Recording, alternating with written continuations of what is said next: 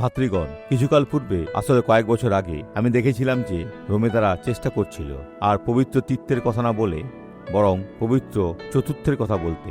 তারা হবেন পিতা, পুত্র, পবিত্র আত্মা এবং কুমারী মারিয়াম। আমি বললাম, এ কি যিশু?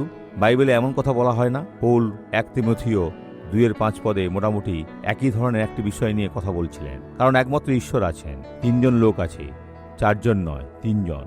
যেমন বাইবেলে বলা আছে, পিতা যিনি সকলের মধ্যে সর্বশ্রেষ্ঠ, পুত্র এবং পবিত্র আত্মা, তারা একযোগে কাজ করে। অর্থাৎ সেখানকার সিদ্ধান্তটি সকলের জন্য অভিন্ন। তারা পরস্পরের সাথে জড়িত, কিন্তু তারা স্বতন্ত্র এবং পৃথক ব্যক্তি। তারপর পৌল বলেছেন, কারণ একমাত্র ঈশ্বর আছেন, ঈশ্বরের এবং মানুষের মধ্যে একমাত্র মধ্যস্থও আছেন, কোনো সাধু নেই এবং কুমারী মরিয়াম কোনো মধ্যস্থকারী নন।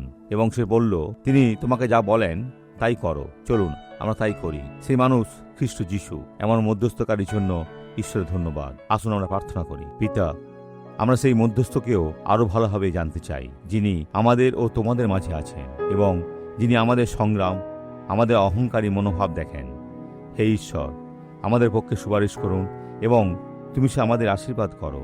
পিতা, যারা আমার সাথে প্রার্থনা করছেন তারা সকলে যেন একই শিক্ষা লাভ করেন। হে ঈশ্বর, কেবল একজনই এবং মধ্যস্থকারী কেবল একজনই, যার কাছে আমরা এখনই আর্তনাদ করি। তিনি হলেন খ্রিস্ট যিশু, সেই মানুষটি যিনি এসে আমাদের জন্য মৃত্যুবরণ করেছেন। অনেক ধন্যবাদ।